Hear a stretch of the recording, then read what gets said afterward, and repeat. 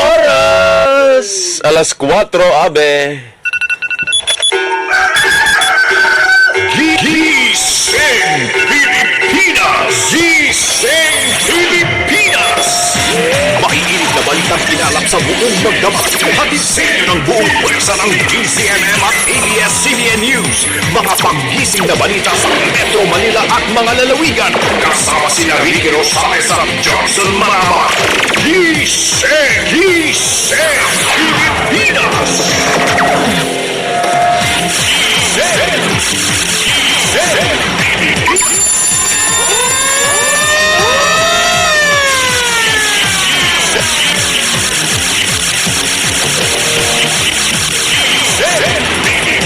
Ricky Rosales at Johnson Manaman. Gising! Hey! Bangon na! Gising na! Good morning, Philippines! Magandang umaga ho ng Midweek Wednesday. Merkules na ho tayo, October 12, ikalabindalawa na October 2016. Bangon na, gising na Pilipinas. Ratsyada na ho ng ating mga nagbabagang balita. Senador Laila de Lima at 7 iba pa kinasuhan kaugnay ng umano'y transaksyon ng iligal na droga sa New Bilibid Prisons. Pangulong Rodrigo Duterte nakakuha pa rin ng mataas na trust rating sa kabila ng mga batiko sa kanyang pananalita at kampanya laban sa iligal na droga. Pangulong Duterte binalaan sa posibleng paglabag sa saligang batas matapos ipatigil ang joint patrol sa West Philippine Sea. Ilang transport groups hihirit ng dagdag pasahe kasunod ng malakihang pagtataas sa presyo ng mga produktong petrolyo. Sa ating police report, lalaki patay matapos pagbarili ng riding in tandem sa lungsod ng Maynila. Sa Pasada Probinsya, mangingisda patay matapos tamaan ng kidlat sa Quezon.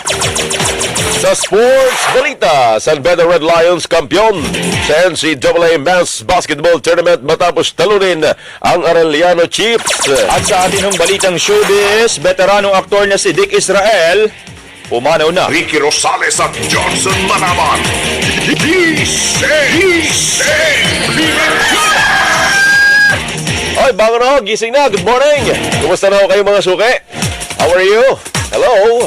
Sana kayo nasa mabuti kayong kalagayan ngayon, ha? Good morning! Magandang umaga sa lahat ng ating mga gilaw na taga-subaybay sa Luzon, sa Visayas at sa Mindanao. Siyempre, as always, every morning tayo ay sabay ng nasusubaybayan sa DZMM Radio Patrol sa 630, DZMM Teleradyo. Live tayo, good morning sa mga taga-Palawan, DYAP 765 Palawan. Magandang araw din po, magandang umaga, tanghali, gabi sa lahat po ng ating mga taga-subaybay sa TFC, The Filipino Channel, at sa dzmm.com.ph. Mga naka-Facebook, live sa Facebook. Mga naka-Twitter, kami yung mga taga-magatid ng balita. Magandang umaga ho muli mga kapamilya. Gising bangon na, ako po si Johnson Malaban. Ako naman po si Ricky Rosales. Simulan na natin ha, sa oras nating 4:03. 3 minuto makalipas sa ika-4 ng madaling araw. Bueno, Maro, mga sariwang balita ng Midweek Wednesday. Mga sariwang balita ng kanala po natin mga Radyo Patrol.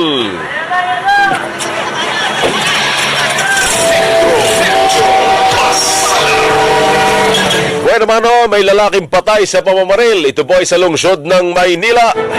Bueno, Mano, balita pala kay Radyo Patrol, Ron Lopez. Hindi na natapos ang pagkain ng biktimang si Alvin Jan Mendoza ng pagbabarili ng riding in tandem sa barangay 780 Santa Ana, Maynila kaninang madaling araw. Kumakain lamang ang biktima na isang delivery boy sa isang tapsilogan sa Pasig Line Corner, San Andres na kung 1:30 nang bigla na lamang pinagbabaril ng 6 na suspect na sakay ng 3 motorsiklo at pawang naksuot ng face mask. Dead on the spot ang biktima. Ayon sa mga tauhan ng barangay ay hindi naman nauugnay sa illegal na gawain ang biktima. Wala rin ito sa drug watch list ng lugar, kaya't palaisipan pa rin ang posibleng motibo ng pamamaril. Nagtamo ng 10 mga tama ng bala sa ulo, likod at harap ng katawan ang biktima. Na-recover sa crime scene at isang baso ng kalibre 40 at kalibre 45 baril. Patuloy pa rin ang sinasagawang investigasyon ng pulisya. Para sa Gising Pilipinas, ito ang Radyo Patrol, Ron Lopez, ABS-CBN News, DZMM. Sa Maynila pa rin, 4 arestado sa hinihinalang drug den. Balita mula kay Patrol ng Pilipino, Anjo Bagawisan. Arestado ang 3 lalaki at isang babae na hinihinalang nagtutulak ng droga sa Maynila. Ang mga suspect na sina Alex at Danilo Guanlao, Rosel Jurico at Aiko Dopelanya ay naaresto sa isang hinihinalang drug den sa Malate pasado alas 11 kagabi. Ayon sa investigasyon, nakuha ng illegal na droga ang mga suspect. 8 sachet ito na hinihinalang shabu na may 20,000 pesos na halaga at mga drug paraphernalia. Ayon sa isang naarestong si Danilo Guanlao, itinanggi nitong nakuhaan siya ng illegal na droga. Ngunit inamin nitong gumagamit siya nito at dati ring nagbebenta. Bagamat sumuko na sa Oplan Tukhang, ay aminado ang suspect na nagpatuloy pa rin siya sa kanyang illegal na gawain. Nasa kustodiyan naman ngayon ng Malate Police Station ang 36 na iba pang individual na kasalukuyang isinasailalim sa verifikasyon upang matukoy kung sila ba ay sangkot sa illegal na gawain o kasama sa drugs watch list ng lugar. Kasama dito ang ilang nahuli sa paglabag sa city ordinance tulad ng pag-inom sa kalsada. Para sa Gising Pilipinas, Anjo Bagawisan, ABS-CBN News. Sa Quezon City, restaurant tinupok ng apoy. Narito naman ang report ni Raj Patrol, Fred Cipres. Nagdulot ng pangamba sa mga katabing establishmento ang sunog na sumiklab sa Sergeant Esguerra Avenue, Barangay South Triangle dito sa Quezon City. Batay sa investigasyon, nagsimula ang apoy sa ikalawang palapag ng Soul Train Korean Restaurant na pag-aari ng isang Vernon Go mag-aalas 7 kagabi. Umabot lamang sa ikalawang alarma ang sunog dahil mabilis itong narespondehan ng mga otoridad. Ayon kay SFO 4 Fortunato Alden ng QCBFP, pasado alas 7:49 kagabi nang ideklarang fire out ang sunog. Wala namang naitalang sugatan sa insidente. Hanggang sa ngayon ay hindi imbestigahan pa ang posibleng pinagmulan ng apoy. Para sa Gising Pilipinas, ito ang Radyo Patrol, Fred Cipres, ABS-CBN News, DZMM. Sa Laguna, 2 suspect sa pagnanakaw arestado. Balita mula kay Patrol ng Pilipino, Ernie Manyo. Dahil kumagat sa bypass operation, arestado sina Mark Lawrence Angeles at Neil Harvey Tandang sa Los Baños, Laguna. Bukod sa mga inihinalang shabu, nakuha sa kanilang iba't ibang klase ng cellphone, tablet at laptop. Dito na nagda ang mga pulis na pag-alaman na ang mga gadget. Kagad na kinontak ng mga pulis ang mga may-ari na karamihan ay mga estudyante ng UP Los Baños. Hindi naman itinanggi ng mga suspect ang paratang. Sabi ng PNP, kabilang sa isang grupo ang dalawa na nasa likod ng talamak na nakawan sa palibot ng UPLB. Si Tandang din ang sinasabing ng loob ng bahay sa Los Baños noong Agosto. Ang modus, ang nanakaw na gadget ibinabagsak sa tindahan sa Los Baños kung saan ibinibenta ng mas mura ang mga second-hand na gamit. Pinaghahanap na ng mga otoridad ang ibang pagkasamahan ng dalawa. Bukod sa kasong may kinalaman sa droga, sasampahan din ng kasong robbery ang mga ito. Inihikayat naman ng PNP ang ibang nabiktima na magpag-ugnayan sa kanilang tanggapan at pausapan ng reklamo na mas papalakas ang kaso laban sa mga suspect. Para sa Gising Pilipinas, Ernie Manyo, ABS-CBN News, Los Baños, Laguna. Thank you! Maraming salamat sa ating mga Raj Patrol. Yan po mga sariwang balitang kanila po kinalap sa nakalipas na magdamag.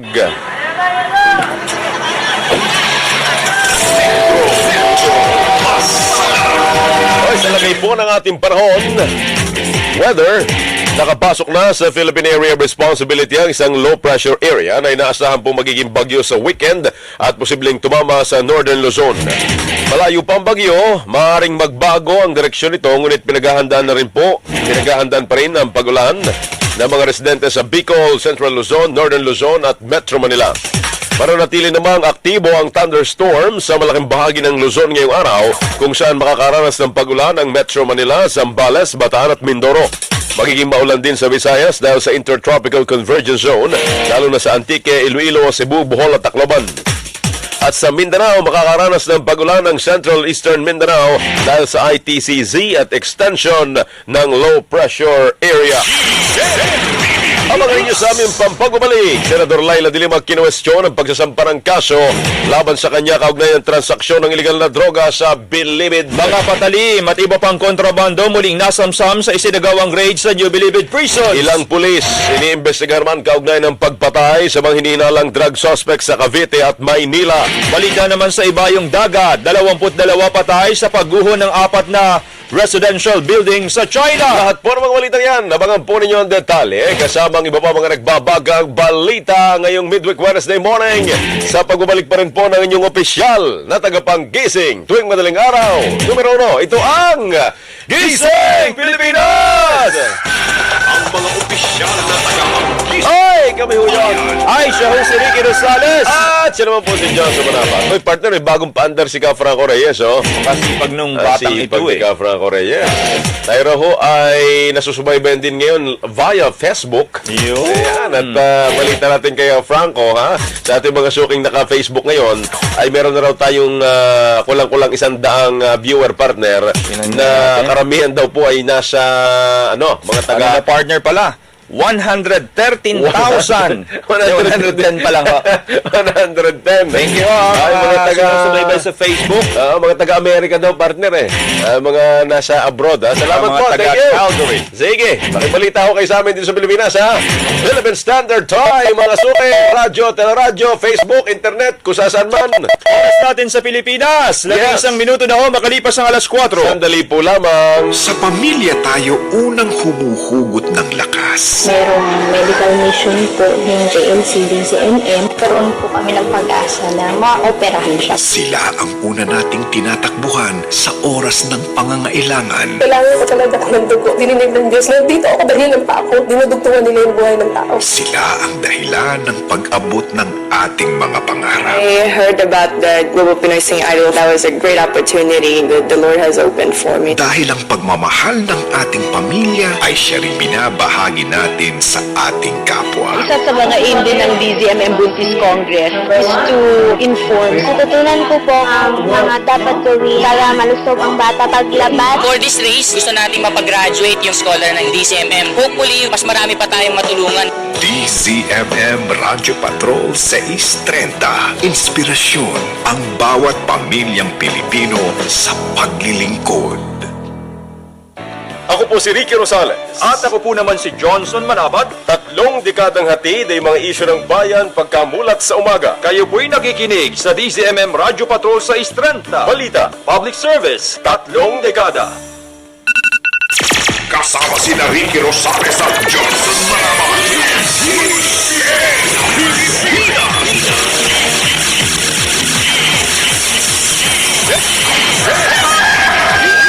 oras po natin, 12 minutes. 12 minuto na ho nakalipas sa alas 4 ng madaling araw. Bara-bara, gising na. Tuloy tayo sa ating mga balita. Sinampahan na ho ng kaso sa Department of Justice si Senador Laila de Lima at 7 iba pa kaugnay ng umunay transaksyon ng iligal na droga sa New Bilibid Prisons. Reklamong drug trafficking o paglabag sa Comprehensive Dangerous Drugs Act ang inihain ng Volunteers Against Crime and Corruption laban kay de Lima. Dawit din sa kaso sina dating Justice Undersecretary Francisco Baraan III, dating Bucor Chief Bukayo, dating NBP Superintendent Wilfredo Eli, dating driver ni de Lima na si Ronnie Dayan, dating security aide ni de Lima na sina Jonel Sanchez at Jose Adrian Dera, at ang high-profile inmate na si JB Sebastian. Ginamit pong basehan sa reklamo ang affidavit ng ilang testigo sa pagdinig ng kamera. The Bureau of Corrections is becoming a Bureau of Incorrections. Kaya nga, we really were surprised and saddened that a Secretary of Justice is being charged of regarding this illegal drug trading inside the New Bilibid Prison. Si VACC Founding Chair Dante Jimenez, nagpaliwanag naman ang grupo sa hindi pagkakasama sa reklamo ng iba pang high-profile inmate kagaya ni Herbert Culango. It's very clear na tinakot sila.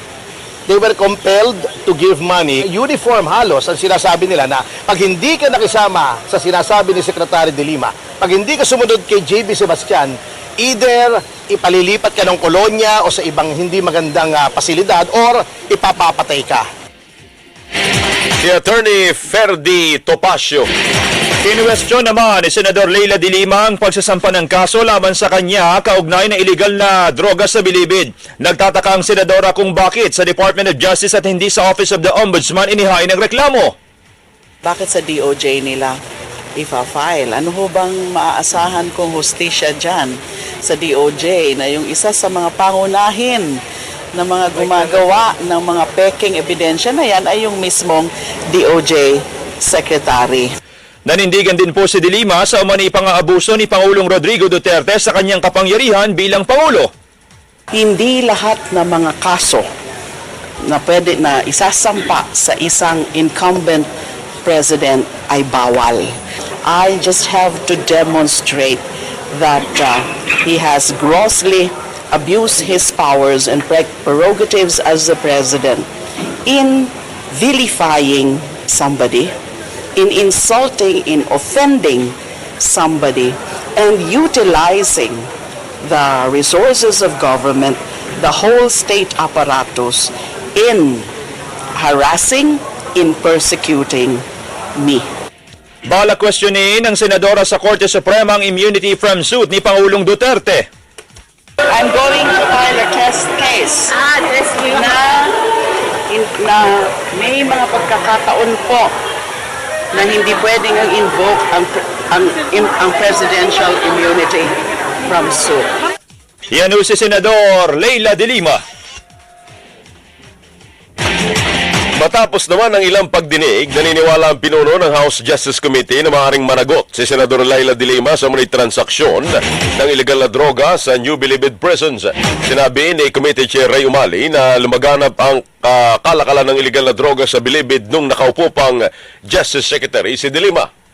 All of these would only say one thing, and that is that all roads lead to Leila De Lima. Unfortunately, she did not participate, and so it remains uncontroverted. Para naman kay Justice Committee Member Rav Rocamora, karamihan sa mga testigo ay nasa control ng Department of Justice kaya duda siya na tatayo sa korte ang mga ebidensya. They have nothing to lose but everything to gain if they will testify in accordance with what the administration. Kinwestiyon naman po ng ilang mambabatas ang motibo sa pagdinig. That's the only goal of this committee, to destroy De Lima. Si Caloocan Congressman Edgar Erice. Bago na, gising na ho mga kapamilya, 17 minuto makalipas ang alas 4, muli namang nakasamsam na mga armas at iba pang kontrabando sa isinagawang raid sa New Bilibid prisons. Kabilang sa mga nakumpiska sa selda ng mga preso, ang mga patalim, cellphone at mga baraha. Iginit naman ng Bureau of Corrections na tuloy ang kanilang isinasagawang surpresang inspeksyon sa mga selda hanggat hindi nauubos ang mga kontrabando. Oras po natin, 17 minuto na. Makalipas ay kaapat ng madaling araw, Philippine Standard Time po yan, 4:17. Nailipat na sa Pampanga Provincial Jail mula sa Angeles City Jail ang aktor na si Mark Anthony Fernandez. Ito ay matapos aprobahan ng Angeles Regional Trial Court ang motion to transfer na inihain ng abogado ni Fernandez. Bago inilipat, dumaan muna sa ospital ang aktor para sa medical check-up na requirement bago tanggapin sa Provincial Jail. Nauna nang inaresto si Fernandez matapos mahulihan naman ng 1 kilo ng marijuana.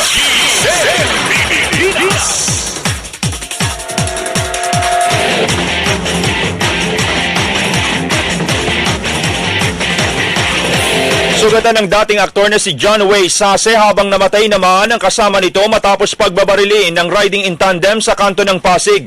Inoobserbahan sa pagamutan si Sase na nagtamo ng tama ng bala sa kaliwang baywang habang multiple gunshot wounds naman ay kinamatay ng kasama nitong si Eric Sabino.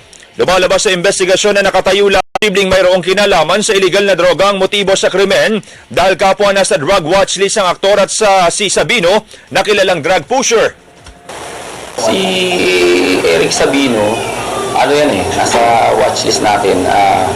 Kilalang pusher din daw sa lugar nila based doon sa watchlist namin. At nakakasama nga niya itong si John Wayne na noon pa man kilala rin sa lugar nila na isang drug user. Si Pasig Police Investigation Division Chief Roberto Garcia. 4:19 19 na minuto na makalipas ang alas 4. Iniimbestigahan na ng National Bureau of Investigation ng mga pulis na inirereklamo sa mga kaso ng pagpatay at summary execution sa Cavite at Maynila. Kabilang rito ang kaso ni Francisco Santiago na nagkunwaring patay matapos barilin ng mga pulis sa sinasabing engkwentro sa Malate. Iniimbestigahan din ang pagkamatay ng overseas Filipino worker na si Mark Culata na hinarang ng mga pulis sa checkpoint sa Cavite bago nakita ang bangkay na nakabalot ng packaging tape at mayroong karatulang tulak ng iligal na droga. May official report yung police. Ang sinasabi nila, legitimate yung operation. So right now, binabalidate pa namin everything. Si Zaldi Rivera ng NBI Death Case Investigation Division. Iginit naman po ng mga pulis na pinakawalan din si Kulata matapos maharang sa checkpoint. Ang posisyon namin ay lumabas naman ho, nakalabas ho ang kaanak niyo ho after ho sila maimbitahan.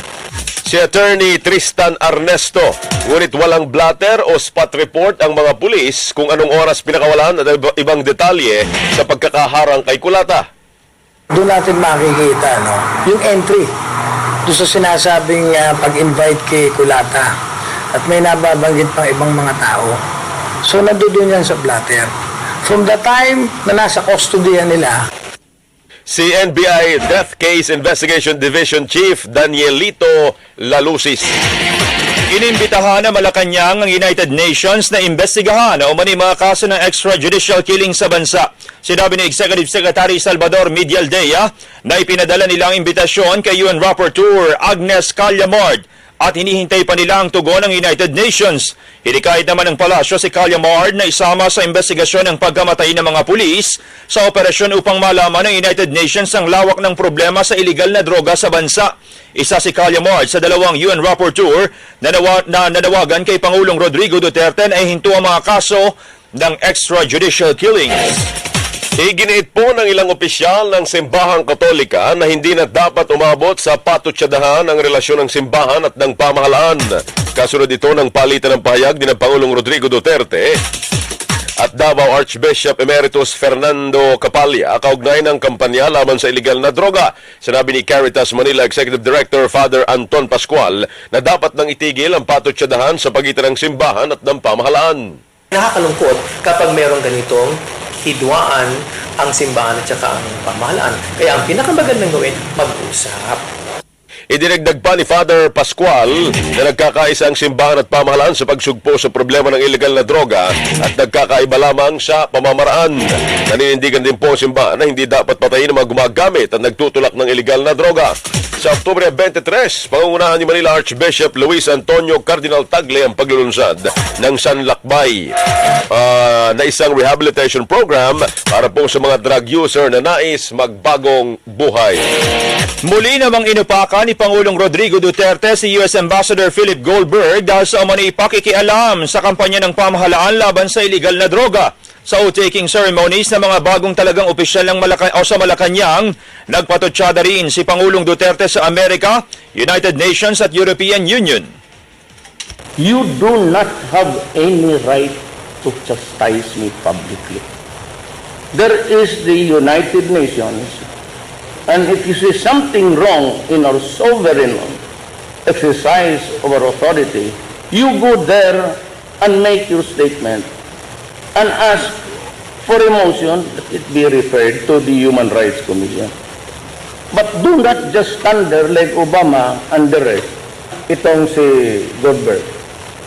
But for the second time, totoo eh. What's wrong with your game?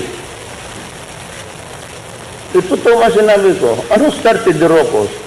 Siya, because he wrote onto a statement of mine that was a narration of a true event. Samantala, ayaw namang patulan na ng Pangulo ang pagtawag sa kanya ng psychopath ng actress na si Agot Isidro. Nagalit isang artista sa akin na ano daw ako, psychopath.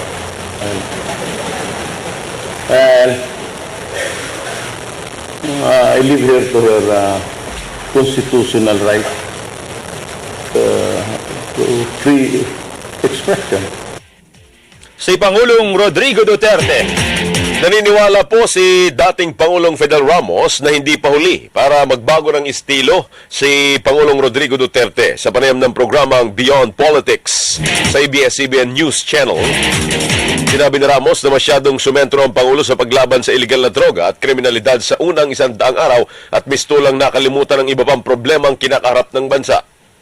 It must be targeted towards your children and my grandchildren. And this is now my concern. Climate change, super typhoons, pandemic diseases, hunger, lack of potable water. We will soon be facing that. Dismayado po ang dating Pangulo sa tumataas na bilang ng mga napapatay na drug suspect sa gyera laban sa iligal na droga ng Administrasyong Duterte. It is a shoot-to-kill situation when he's aiming at you. Aim at his knees. Aim at his hands. Or aim at the gun that he's holding. And if he's running away, aim at his buttocks. But it's not a shoot-to-kill situation. If I can suggest this to be the basic rule with amendments where your life is actually in danger, I think that will even avoid a lot of the suspicions about EJK or violation of human rights. Ikinalungkot din po nito ang mga patutsyada ni Pangulong Duterte kay United Nations Secretary General Ban Ki-moon at US President Barack Obama. I consider President Obama a great president in the sense that he's the first black American to make it all the way to the top.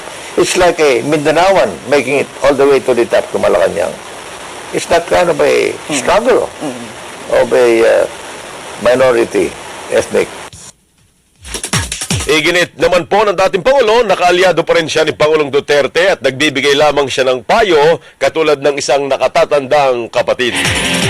Naniniwala po ang ilang eksperto na mayroong epekto ang matatalas na pananalita ni Pangulong Rodrigo Duterte sa paghina ng halaga ng piso at mga dayuhang investor sa stock market.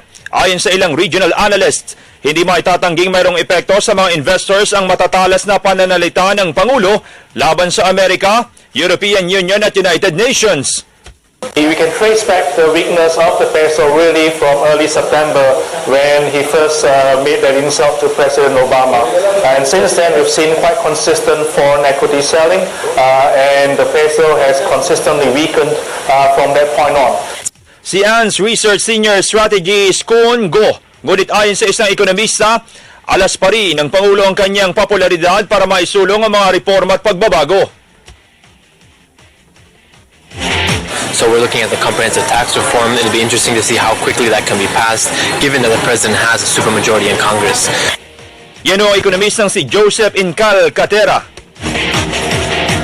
Alas 4:27 ho ating oras sa Philippine Standard Time 4:27. Bibiyahe ng China si Pangulong Rodrigo Duterte sa susunod na linggo. Sinabi ng Pangulo na makikipagpulong siya kay China's President Xi Jinping para sa pagpapalakas ng alyansa sa pagitan ng dalawang bansa, lalo na sa sektor ng kalusugan at edukasyon. Hindi niya tatalakayin sa Chinese President ang usapin ng Panatag Shoal na bahagi ng teritoryo ng Pilipinas, ngunit inaangkin ng China. Ipaparating naman sa Chinese government na payagan ng mga Pilipino na makapangisda sa Panatag Shoal. Mag-usap muna lang tayo. Sabihin ko na lang na ipabalik mo lang yung mga kapatid kong Pilipino, mangisda. Tsaka mag-usap tayo. Iginit pa po ng Pangulo na walang kakayahan ng Pilipinas na makipagyera sa China o anumang bansa. Pag ayaw na nang ibigay, atakihin ko sila. I'll start war. Mapahiya tayo pag hindi. O, I talk. O sinong-singan mo sabi, bira natin bukas. Padala kong naibi doon bukas. I'll send the gray ships there. Wala. It will be a massacre. And to top it all, the battleground would be Palawan, anak ng... Buti sana kung sa Massachusetts tayo o sa New York, really, kahit tayo. Eh, huwag yung bayan ko. If there is a war, magkaupakan, do you think we really need America? And do we need China? And Russia for that matter? Or do we need somebody? Pag magdating yan, wala tayong kailangan. Kung hindi yung pare, kung gusto mo lang ultimo adios. Si Pangulong Rodrigo Duterte. Pinalaan ni Supreme Court Associate Justice Antonio Carpio si Pangulong Rodrigo Duterte sa posibleng paglabag sa saligang batas matapos ipatigil ang joint patrol ng mga sundalong Amerikano at Pinoy sa West Philippine Sea. Sinabi ni Carpio na nakasaad sa saligang batas na dapat protektahan ng Estado at militar ang teritoryo ng bansa. Maling hakbang anyang desisyon ng Pangulo na putulin ang pagpapatrolya ng mga sundalong Amerikano at Pilipino sa West Philippine Sea. There is a provision in the Constitution which says the state shall protect its EEZ. The Constitution says that the armed forces is responsible for protecting the national territory. And who is the head of the armed forces? The President. Idinagdag pa ng mahistrado na sasamantalahin ng mga mangingisdang Chinese ang teritoryo ng bansa na makakaapekto sa kabuhayan ng mga mangingisdang Pinoy. If we don't patrol, then foreign fishing vessels will just poach on our EEZ. We will lose billions of pesos in fish. Anyone can attack our facility in Malampaya. It will endanger our energy security in Luzon. Giniit din ni Justice Carpio na hindi dapat itigil ng Administrasyong Duterte ang pagpapatrolya sa mga inaangking teritoryo ng China at mas makabubuti kung makatutulong nito ang Amerika. Alas 4:31 na ho, mga suki. 4:31 ng madaling araw, Philippine Standard Time po yan. Nananatiling mataas ang trust rating ng Pangulong Rodrigo Duterte sa loob ng unang 3 buwan ng kanyang pamumuno. Sa pinakahuling survey ng social weather stations ay sinagawa noong Setyembre 24 hanggang 27, 83% ng mga respondent na nagsabi na tiwala pa rin sila sa Pangulo habang 8% lamang ang hindi nagtitiwala. Nakakuha ang Pangulo ng 76% na net trust rating mula sa 79% noong June. 84% rin na nagsabi na kontento ang kampanya laban sa illegal na droga ng pamahalaan. Hindi naman bilib si House Minority Member Edsel Lagman sa survey at sinabing sa illegal na droga lamang nakatutok ang survey at hindi raw tinanong ang mga ibang aspeto ng pamamahala. We should also recall that this popular acceptance of the war against the drug menace has been greatly diminished by the people's concern on the extrajudicial killing. Naniniwala naman po ang ilang eksperto na hindi sapat ang 100 araw para makakita ng malaking pagbabago sa pananaw ng Pangulo. The thrust now is to see if that impact will be significantly beneficial or not beneficial to the Filipinos. So only then will the reaction come forward. Ang sociologist na si Clifford Zurita. 4:32. Ricky Rosales at Johnson Manabat. Gising Pilipinas! Balita sa Ibayong Dagat. Sa labas ng bansa, nanawagan ng United Nations ng karagdagang tulong para sa mga nasalanta ng Hurricane Matthew sa Haiti kung saan halos 1,000 po ang namatay. Sinabi ni UN Secretary General Ban Ki-moon na kinakailangan ng massive response para matulungan ng Haiti na makarecover sa pinagdaan ng dilubyo. Kinakailangan anya ng halos $120 million na tulong para sa mahigit 1 milyong residente na nasalanta ng Hurricane Matthew. Sa China, 22 patay sa pagguho ng 4 na residential building. 6 ang nakaligtas habang patuloy ang rescue operation sa mga pinaniniwalaang natabunan ng mga gumuhong gusali. Sa Turkey, 18 sundalo at sibilyan ang patay sa pambobomba sa checkpoint sa Hakkari Province. Pinasabog ng suicide bomber ang van na kinargahan ng 5 tonelada ng pampasabog. Isinisi naman ng Turkish government sa mga Kurdish militants ang naturang pambobomba. Oy, alas 4:33 na ho. Aba, gising na, bango na ha. Huwag po kayong alis mga suke. Babalik po kami. Abangan po ninyo ikalawang bahagi ng ating mga nagbabagang balita. Ganyan din ang ating mga sariwang balita sa mga lalawigan. Ka Franco Reyes. Batiin lang natin lahat po ng ating mga suke dyan sa Malolos, Bulacan.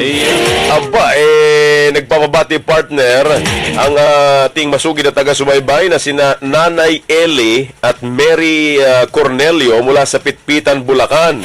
Ay mga suki natin ito partner. Ito'y butihing magulang. Natin yung ilang mga nakasubaybay sa atin sa iba't ibang panig ng mundo. Yung iba'y nakatutok sa Facebook gaya po ni Cheryl Roman Felicissimo. Yan. Sige, sige. Watching from Sydney. Uy. Ayan. Thank you very much. Meron din tayong mga taga-subaybay mula sa Bahrain, si Klakla. From Kuwait naman si Jonelsa Orolfo. Wow, Dahil pala, ano, imported, may nagtatanong pa, partner, sino ba si Ricky Rosales? Aba, ako po yun. Ayun. Ayan, nasagot na po ang inyong tanong. Ako po yun. Sino si Ricky Rosales? Meron ding from Toronto, si Thank Sebastian Aguila. Thank you ho, mga nakasubaybay sa Facebook. Baka Saan bang panig kayo ng mundo? ninyo nalalaman na kami ay live din sa audio streaming sa dzmm.com.ph. At kung kayo naman, di ba, pag ikaw ay subscriber niyang partner sa credit card, ikaw ay makaka-view ng video. Ganun. Oo, ganun. Sa TFC, dzmm.com.ph. Binabati rin po natin isang magandang umaga na ko. Ito suki-suki din natin partner. Sina Ma'am Maricar Veranga ng CEO Malolos at ang kanyang anak. Meron mo ang kwento nito sa akin partner at 13 years old. Suki na ng Gising Pilipinas. Ay, di maaga rin nagigising. Ay, oo. Talagang hindi kompleto ang araw kapag hindi na nood ng Gising Pilipinas. Si Maximilian Kim. Ayan. Good morning on. Thank you very much sa inyong pagsubaybay. Oy, mga suke, bago na ako gising na at talagang matanghali na. Ay, hindi yun namin kayo mababating lahat man, pero alam mo ninyong kayo'y laging kasama sa aming pagbabalita. Yes. Saan mang panig hukay ng mundo. Morning. Oras natin sa Pilipinas, alas 4:36 na madaling araw. lamang.